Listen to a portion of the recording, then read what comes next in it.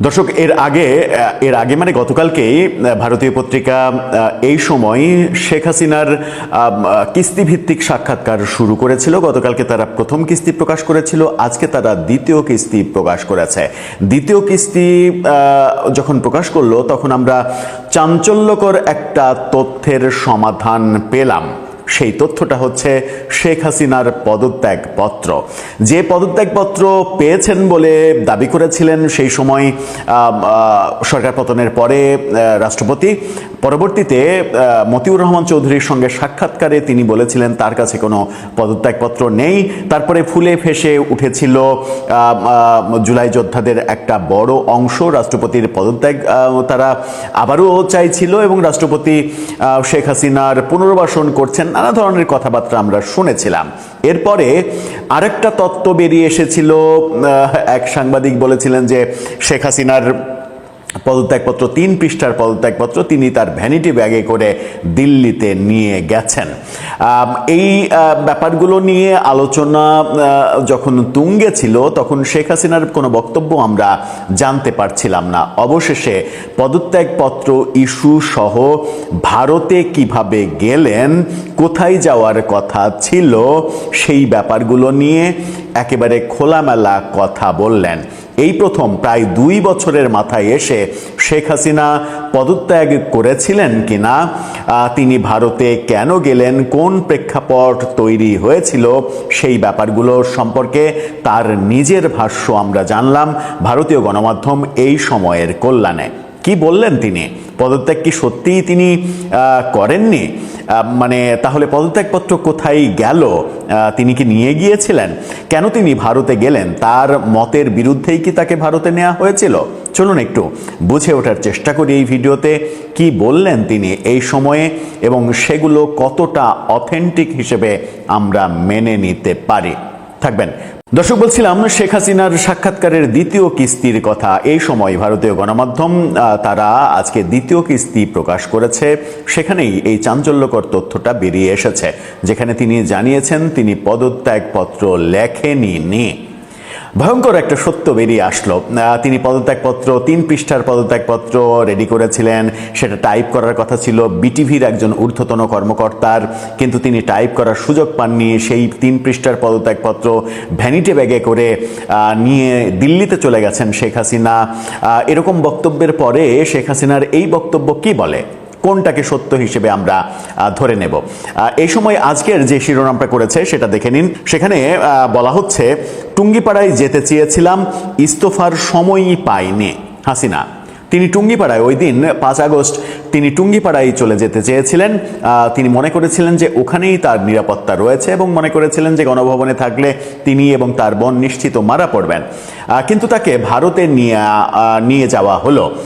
এটা কি তার মতের বিরুদ্ধে হলো? কি বলছেন তিনি? চলুন একটু জেনে দেখি। এখানে বলা হচ্ছে, প্রাণ বাঁচাতে 8 ঘন্টার মধ্যে প্রস্তুত হয়ে ঢাকায় প্রধানমন্ত্রীর সরকারি বাড়ি গণভবন ছাড়তে হয়েছিল শেখ হাসিনাকে। সেজন্য পদত্যাগ করার সময় সুযোগ তিনি পাননি। তিনি যে দেশ ছাড়বেন সেটাও ঠিক করা হয়েছিল একেবারে শেষ মুহূর্তে। প্রাক্তন প্রধানমন্ত্রী শেখ হাসিনা এই সময়ের লিখিত প্রশ্নের জবাবে, আমি টুঙ্গিপাড়ায় চলে যাব বলে প্রস্তুতি নিয়েছিলাম। প্রকৃতপক্ষে আমি জানতামই না দেশের বাইরে যাচ্ছি। তার কথায় আমাকে পদত্যাগ করার সময় দেওয়া হয়নি। সংবিধান অনুযায়ী স্বহস্তে পদত্যাগপত্র লিখে রাষ্ট্রপতির সঙ্গে সাক্ষাৎ করে তাকে পদত্যাগপত্র জমা দেওয়ার কথা, কিন্তু সেরকম কোনো ফুসরত তিনি পাননি। তাকে প্রশ্ন করা হয়েছিল, ঢাকার একটি সংবাদপত্রের সম্পাদক এবং বিশিষ্ট একজন সাংবাদিক সম্প্রতি তার সাক্ষাৎকারে দাবি করেছেন 2024-এর 5 আগস্ট আপনি 3 পৃষ্ঠার একটা পদত্যাগপত্র রেডি করেছিলেন। সেটা বিটিভির একজন কর্মকর্তা টাইপ করার কথা ছিল, কিন্তু সেটা আর টাইপ হয়নি। আপনি পদত্যাগপত্র নিয়ে ভ্যানিটি ব্যাগে নিয়ে দিল্লিতে চলে গেছেন। শেখ হাসিনাকে প্রশ্ন করা হয়েছিল এই দাবি ঘিরে আপনার পদত্যাগের বিষয়টি ফের সামনে এসেছে। আপনি কি আদৌ শাহাবুদ্দিন সাহেবের হাতে পদত্যাগপত্র জমা দিয়েছিলেন, অথবা 3 পাতার পদত্যাগপত্র লিখেছিলেন যা পরে স্বাক্ষর করে জমা দেননি, কিংবা আপনি দিল্লিতে সাথে করে নিয়ে গেছেন? এই প্রশ্নের উত্তরে তিনি বলেছেন যে আমাকে দেশ ছেড়ে চলে আসতে হবে এটা আমি কোনোদিন ভাবতে পারিনি। আমি দেশের মানুষের আর্থসামাজিক উন্নয়নের জন্য, তাদের উন্নত জীবন নিশ্চিত করার জন্য দিনরাত অক্লান্ত পরিশ্রম করেছি।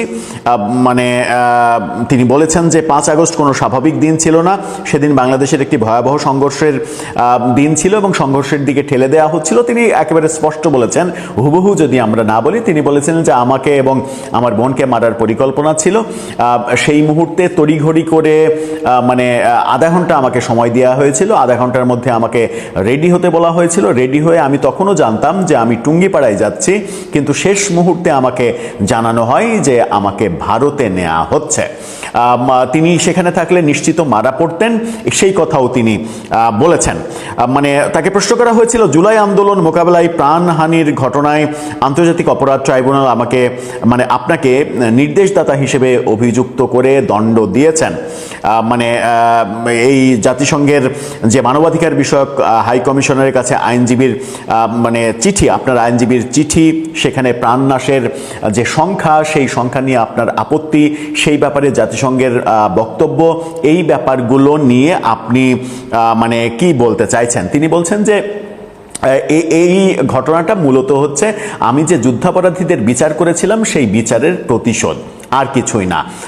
যুদ্ধাপরাধের আদালতে, যেখানে যুদ্ধাপরাধীদের বিচার হওয়ার কথা, যে আদালত তৈরি হয়েছিল, সেখানে ইউনূস তার মেটিকুলাস ডিজাইন দিয়ে আইন সংশোধন করে এই আদালতে আমার বিচার প্রক্রিয়া শুরু করেছে। এটা মূলত ওই যুদ্ধাপরাধীদের আমি যে বিচার করেছি সেটার প্রতিশোধ, এবং এই আদালতের কোনো নেই, কোনো ভিত্তি নেই। এবং তিনি জাতিসংঘের রিপোর্ট সম্পর্কেও বলেছেন যে জাতিসংঘের রিপোর্ট এটা প্রভাবিত রিপোর্ট, ইউনূসের বানিয়ে দেয়া রিপোর্ট, এই রিপোর্টের উপরে আস্থা রাখার কোনো কারণ নেই। এবং ভলকার তুর্ক সহ জাতিসংঘের তখনকার ভূমিকা নিয়ে তিনি প্রশ্ন তুলেছেন। তিনি বলেছেন যে এই জাতিসংঘের তৎকালীন কর্মকর্তারা এই সন্ত্রাসী কর্মকাণ্ডের পেছনে পৃষ্ঠপোষকতা দিয়েছে, অর্থাৎ ভলকার তুর্ক সহ জাতিসংঘকে দায়ী করেছেন তার পেছনে কাজ করার যে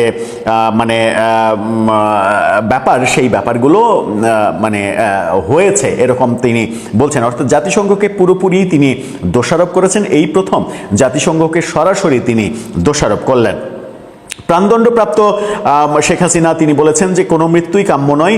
প্রথম হতাহতের ঘটনার পরে আমি সঠিকভাবে তদন্ত করার জন্য একটা বিচার বিভাগীয় স্বাধীন তদন্ত কমিশন করে দিয়েছিলাম, কিন্তু ইউনূস সরকার আসার পরে সেই কমিশনও বাতিল করে দিয়েছে, তারা তদন্ত করতে দেয়নি। তদন্ত করলে প্রকৃত তথ্য, প্রকৃত সত্য বেরিয়ে আসত। জাতিসংঘের মানবাধিকার শাখার রিপোর্ট প্রসঙ্গে শেখ হাসিনা বলেন, তারা এই তদন্ত করেছিল ইউনূসের নেতৃত্বাধীন অন্তর্বর্তী সরকারের আমন্ত্রণে, যারা চক্রান্ত করে অবৈধভাবে ক্ষমতা দখল করলো, তাদের আমন্ত্রণে পরিচালিত তদন্ত কিভাবে স্বাধীন এবং নিরপেক্ষ হতে পারে। এবং তিনি এটাও বলেছেন যে ইউনূস নিজেই বলেছে যে এই আন্দোলনটা মেটিকুলাস ডিজাইনে করা, এবং এই ডিজাইনের সঙ্গে ইউনূস নিজেও জড়িত ছিল। এটা কোনো কোটা আন্দোলন ছিল না, এটা কোনো ছাত্র আন্দোলন ছিল না, এটা মূলত রেজিম চেঞ্জের একটা ষড়যন্ত্র ছিল, যেটাকে ইউনূস নিজেই বলেছেন যে মেটিকুলাস ডিজাইন, এভাবেই তিনি আখ্যা দিয়েছেন। তিনি আখ্যা দিয়ে বলেছেন যে জাতিসংঘের OHCHR এর কমিশনার ভলকার তুর্ক 2025 সালের মার্চে বিবিসিতে দেয়া এক সাক্ষাৎকারে বলেছেন, তিনি বাংলাদেশ সেনাবাহিনীকে হুঁশিয়ারি দিয়েছিলেন আন্দোলন দমনে কঠোর হলে শান্তিরক্ষা মিশন থেকে সরিয়ে দেয়া হবে। এটা দৃশ্যত একটা দেশের অভ্যন্তরীণ ব্যাপারে নাক গলানো। ভলকার তুর্ক কখনোই কোনো দেশের সেনাবাহিনীকে এ ধরনের বক্তব্য দিতে পারেন না, এবং ওই বক্তব্যই প্রমাণ করে যে ভলকার তুর্ক জাতিসংঘকে কাজে লাগিয়ে এই যে রেজিম চেঞ্জ, এই রেজিম চেঞ্জের পক্ষে তিনি ভূমিকা পালন করেছেন। এই কারণে তার তৈরি করা রিপোর্ট, এই রিপোর্টটা কোনোভাবেই গ্রহণযোগ্য নয়। অর্থাৎ সেনাবাহিনী যেন সরকারের পক্ষে অবস্থান গ্রহণ না করে, এই কারণে জাতিসংঘের একেবারে সরাসরি চাপ ছিল, সেই বক্তব্যও তিনি দিয়েছেন। শেখ হাসিনার মতো বলবেন, এটাই স্বাভাবিক। তার বক্তব্য আমরা কতটা গ্রহণ করব, কতটা বর্জন করব, সেটা আমাদের একান্তই ব্যাপার। আমি হয়তো একটু কম গ্রহণ করব, আরেকজন হয়তো একটু বেশি গ্রহণ করবে, যার যার ইন্ডিভিজুয়াল ব্যাপার। কিন্তু খুব গুরুত্বপূর্ণ দুটা তথ্য, যে তথ্যের সঙ্গে ওই পক্ষপাতিত্বের ব্যাপার নেই, যে তথ্য দুটা আমি ব্যক্তিগতভাবে প্রথম জানলাম, ক্লিয়ার হলাম, এটা তো পরিষ্কার আগে থেকেই একটা অনুমানযোগ্য ব্যাপার ছিল। কিন্তু প্রথম তার মুখ থেকে সাক্ষাৎকারে যেটা জানা গেল সেটা হচ্ছে যে তিনি পদত্যাগপত্র লিখেননি কিংবা লিখার সময়ই পাননি, যেটা নিয়ে এত জলঘোলা হলো গত 2 বছর ধরে। আরেকটা ব্যাপার হচ্ছে তার ভারতে যাওয়ার ব্যাপারটাও তাকে না জানিয়েই সিদ্ধান্ত নেওয়া হয়েছিল। একেবারে শেষ মুহূর্তে গাড়িতে ওঠার আগে তাকে জানানো হয় তাকে ভারতে নেওয়া হচ্ছে, টুঙ্গিপাড়ায় না। এই দুটা খবরে একটু চাঞ্চল্য আছে এবং এই দুইটা খবর স্পেসিফিকলি যে তিনি জানালেন এটা আমরা প্রথমবারের মতো জানতে পারলাম। পদত্যাগ নিয়ে তো অনেক নাটক হলো, তার মানে শেখ হাসিনা প্রধানমন্ত্রীর পদ থেকে পদত্যাগ করেননি, এই যে দাবিগুলো আওয়ামী লীগের নেতাকর্মীরা এতদিন করে আসছিলেন সেটাই এবার সত্য হলো। কিন্তু পদত্যাগ করতেই হবে এমন কি বিধিবিধান আছে? যখন তিনি ফিজিক্যালি দেশ ছেড়ে চলে গেছেন তখন তো ব্যাপারটা অনুপস্থিতির কারণেই রাষ্ট্রপতি চাইলে সরকার ভেঙে দিতে পারেন, নতুন সরকার আনতে পারেন, নতুন দায়িত্ব প্রধানমন্ত্রীর দায়িত্ব আরেকজনকে দিতে পারেন। এটা কিন্তু রাষ্ট্রপতির কি বলবো এখতিয়ারের মধ্যেই পড়ে। সুতরাং শেখ হাসিনা পরবর্তী যে কার্যক্রমগুলো অন্তর্বর্তী সরকার কিংবা পরবর্তীতে নির্বাচনের মাধ্যমে বিএনপি সরকার এই প্রসেসগুলোকে, অন্তর্বর্তী সরকারের প্রসেসটাকে প্রশ্নবিদ্ধ করার স্কোপ রয়েছে যেহেতু সেটা সংবিধানে নেই। রেফারেন্স থেকে নেওয়া হলো, সেই রেফারেন্সে আদৌ তারা এই দায়িত্ব পালন করতে পারে কিনা, দায়িত্ব নিয়ে যে কাজগুলো করেছে সেই কাজগুলো তারা করতে পারে কিনা রুটিন ওয়ার্কের বাইরে, এই প্রশ্নগুলো হয়তো ভবিষ্যতে উঠতে পারে। কিন্তু নির্বাচন এবং নির্বাচন পরবর্তী বিএনপি সরকারের দায়িত্ব গ্রহণ এটা বোধহয় প্রশ্নবিদ্ধ হওয়ার কোনো স্কোপ থাকবে না। আসসালামু আলাইকুম। সাবেক প্রধানমন্ত্রী শেখ হাসিনা 2024-এর 5 আগস্ট তার পদত্যাগপত্র কেন রাষ্ট্রপতিকে না দিয়ে ভ্যানিটি ব্যাগে করে ভারত চলে গিয়েছিলেন, অথবা আদৌ তিনি পদত্যাগপত্র লিখেছিলেন কিনা সে বিষয়ে অবশেষে মুখ খুলেছেন খোদ সেই সাবেক প্রধানমন্ত্রী শেখ হাসিনা।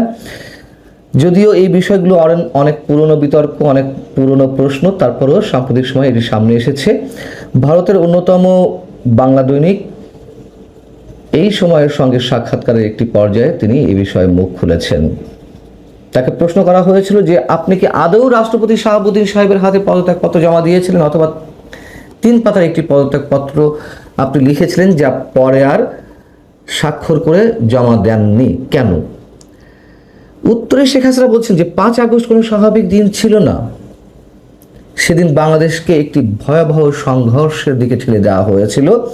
গণভবনের দিকে উন্মত্ত জনতা ছুটে আসছিল, রাষ্ট্রীয় নিরাপত্তা ব্যবস্থা ভেঙে দেওয়ার চেষ্টা করা হয়েছিল, পুলিশ প্রশাসন, নিরাপত্তা কাঠামো সহ সব জায়গায় চাপ, বিভ্রান্তি এবং পরিকল্পিত অস্থিরতা তৈরি করা হয়েছিল। তাকে এবং তার বোনকে হত্যা করার উদ্দেশ্যেই গণভবনের দিকে কিছু উন্মত্ত জনতা ছুটে আসছিল এবং তাদের বক্তব্য ছিল একটি, তা হচ্ছে লাশ ফেলে দেওয়া হলে বা একের পর এক লাশ ফেলা হলে সরকার পড়ে যাবে। এমনকি ভুয়া আইডি কার্ড তৈরি করেও গণভবনের লোক নিয়ে আসা হয়েছিল। একটা পর্যায়ে এসে তিনি মূল প্রসঙ্গে বলছেন যে সেই অল্প সময়ে, অর্থাৎ তাকে 30 থেকে 40 মিনিটের মধ্যে গণভবন ছাড়তে হবে, সেই সময় বসে বসে পদত্যাগপত্র লেখার মতো কোনো সময় তার হাতে ছিল না। এবং তিনি বলছেন যে তিনি যে দেশ ছাড়বেন এই বিষয়টিও ততক্ষণ তিনি জানেন না। তিনি প্রস্তুতি নিচ্ছিলেন টুঙ্গিপাড়ায় চলে যাওয়ার। এবং একটা সময় তিনি বলছেন যে আমাকে পদত্যাগ করার সময় দেওয়া হয়নি। সংবিধান অনুযায়ী স্বহস্তে লিখিত পদত্যাগপত্র সশরীরে মহামান্য রাষ্ট্রপতির সামনে উপস্থিত থেকে তার হাতে তুলে দেওয়াটাই নিয়ম, কিন্তু সেই সুযোগ আমি পাইনি। গণভবন আক্রমণ করতে এলে আমার হাতে সাকুল্যে 30 থেকে 40 মিনিটের সময় ছিল, যার মধ্যে সেই স্থানটি ত্যাগ করতে হবে। তিনি যে পদত্যাগপত্র জমা দেননি এটি চরম সত্য, এটি নিয়ে কোনো বিতর্ক নেই। কিন্তু তিনি পদত্যাগপত্র আদৌ লিখেছিলেন কিনা, ভ্যানিটি ব্যাগে করে নিয়ে গিয়েছিলেন কিনা, এখন সেই প্রশ্নটি এসেছে। তো রাষ্ট্রপতি থেকে শুরু করে সেনাপ্রধান কিংবা সচিবালয়ের দায়িত্বশীল কোনো কর্মকর্তার কাছেও এ ধরনের কোনো পদত্যাগপত্র খুঁজে পাওয়া যায়নি। এটাও তো চরম সত্য কথা, এটি প্রমাণিত সত্য। এমনকি 8 আগস্ট যেদিন ডক্টর ইউনূস শপথ নিলেন প্রধান উপদেষ্টা হিসেবে, তার আগে সুপ্রিম কোর্টের প্রধান বিচারপতি একটি নির্দেশনা দিয়েছিলেন সংবিধানের 106 অনুচ্ছেদ অনুযায়ী। সে বিষয়ে আইন উপদেষ্টা একটা সময় দেশের জনগণকে বললেন যে সুপ্রিম কোর্টের আপিল বিভাগ থেকে জানতে চাওয়া হয় এই পরিস্থিতিতে করণীয় কি। সংবিধানের 106 অনুচ্ছেদ অনুযায়ী উদ্দেশ্যমূলক এখতিয়ার প্রয়োগ করে জানতে চাওয়া হয়। সেটার পরিপ্রেক্ষিতে তৎকালীন সুপ্রিম কোর্টের প্রধান বিচারপতি এবং সব বিচারপতি মিলে 106 অনুচ্ছেদের অধীনে মতামত দেন রাষ্ট্রপতির রেফারেন্সের ভিত্তিতে, অর্থাৎ রাষ্ট্রপতির সম্মতিতেই সবকিছু হবে। তো সেই রেফারেন্সের যে পত্র, তাতে উল্লেখ ছিল যে দেশের বর্তমান উদ্ভূত পরিস্থিতিতে যেহেতু প্রধানমন্ত্রী পদত্যাগ করেছেন, তারপর আরও অন্য জিনিস লেখা ছিল যে এই বিষয়গুলো তো ডাহা মিথ্যা কথা। তার কারণ এই যে প্রধান বিচারপতি সহ অন্যান্য বিচারপতিরা মিলে, সবাই মিলে ঐকমত্যের ভিত্তিতে তারা মতামত দেন। ওই সময় তো রাষ্ট্রপতি সেনানিবাসে আশ্রয়ে ছিলেন, আরও কোনো বিচারপতি ছিল, এটিও পুরনো বিতর্ক। তো শেখ হাসিনার বক্তব্যই সম্ভবত সঠিক, তিনি কোনো পদত্যাগপত্র লেখারই সময় পাননি। এবং তার চেয়ে বড় বাস্তবতা হচ্ছে তিনি আদৌ কোনো পদত্যাগপত্র লিখেছেন কিনা, লিখে থাকলেও সেটি কেন জমা দিতে পারেননি। বড় বাস্তবতা হচ্ছে যে এগুলোর এখন আর কোনো দরকার নেই। তার কারণ তিনি পদত্যাগপত্র লিখে তা জমা দিলেও তিনি প্রধানমন্ত্রী নেই, তিনি জমা দিলেও প্রধানমন্ত্রী অবস্থায় নেই বা সেই সরকার নেই, এটাই চরম বাস্তবতা।